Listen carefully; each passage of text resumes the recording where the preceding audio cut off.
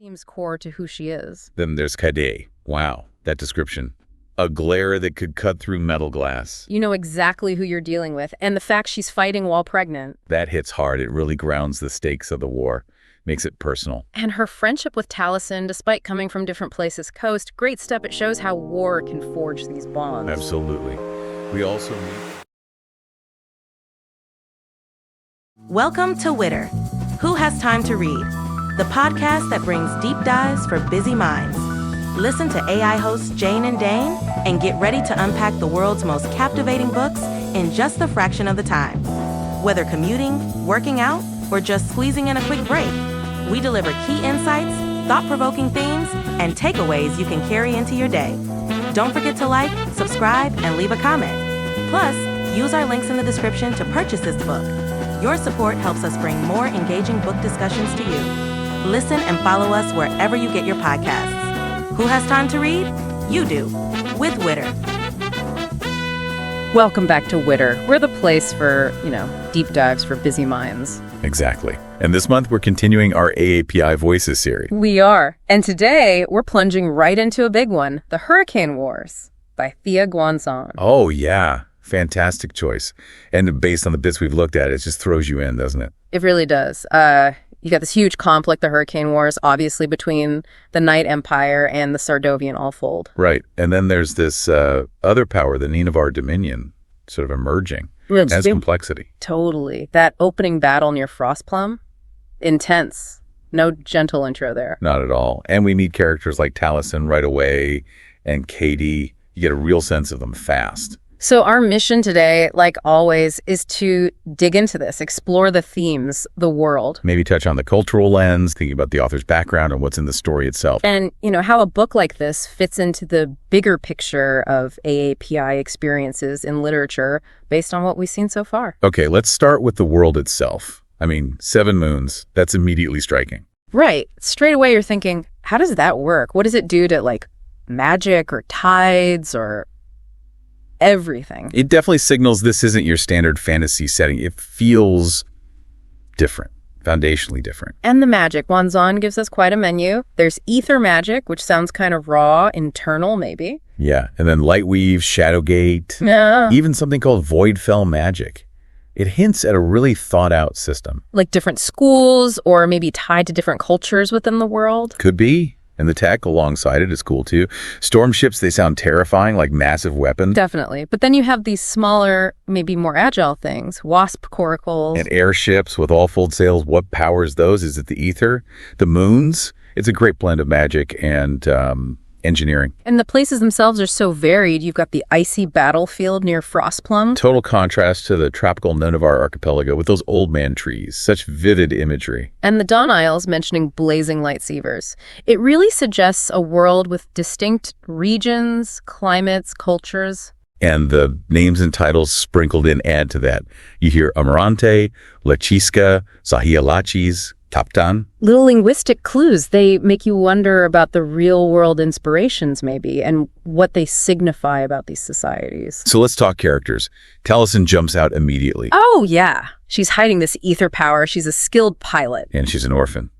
From the Great Step, that adds layers right away. You feel her resilience. And her loyalty to Sardovia, to her friends, seems core to who she is. Then there's Kade. Wow, that description. A glare that could cut through metal glass. You know exactly who you're dealing with, and the fact she's fighting while pregnant. That hits hard. It really grounds the stakes of the war, makes it personal. And her friendship with Talasyn, despite coming from different places coast, great step. It shows how war can forge these bonds. Absolutely. We also meet Alaric Asenast, Crown Prince, later the Night Emperor. The antagonist, initially at least, but those first encounters with Talasyn. There's something else there, isn't there? Oh, definitely. Sparks flying, but maybe not just hostile ones, that classic fantasy tension. And gotta have it. And then, boom, the reveal about Alagbi. The Ninevarian prince, being Talasyn's father. Huge. Changes everything we thought we knew about her past. Right. And her potential future role. We also briefly meet Amarante Vela, Queen Urduja of Ninevar. Sounds like a powerhouse. And this character, Darius, whose loyalty seems questionable, starts Sardovian, maybe defects. Lots of moving pieces. And all this against the backdrop of the war itself. The Hurricane Wars. It sounds brutal. Especially the Night Empire's methods. Those storm ships sound utterly devastating, pure nightmare fuel. But you get this sense of Sardovian spirit, right? They're tired, yeah, but they want to win, not just survive. That determination, that resistance against huge odds, it's a really powerful theme running through it. And the personal cost is so clear. Katie fighting while pregnant, like you said. Talasyn undertaking this risky mission to Ninevar.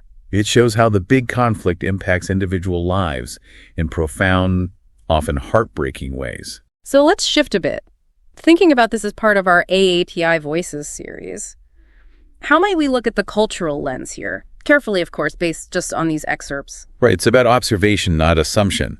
But things like lychee wine mentioned in a ritual, that could evoke certain Southeast Asian connections. Or the mention of dragons. Okay, dragons are common in fantasy, but they hold such deep significance in many Asian cultures, it adds a layer, potentially. And the idea of Ninevar being matriarchal, led by Queen Urduja, that's interesting representation reflecting diverse societal structures you find globally, including within some AAPI communities. It's these kinds of details, even small ones, that can resonate.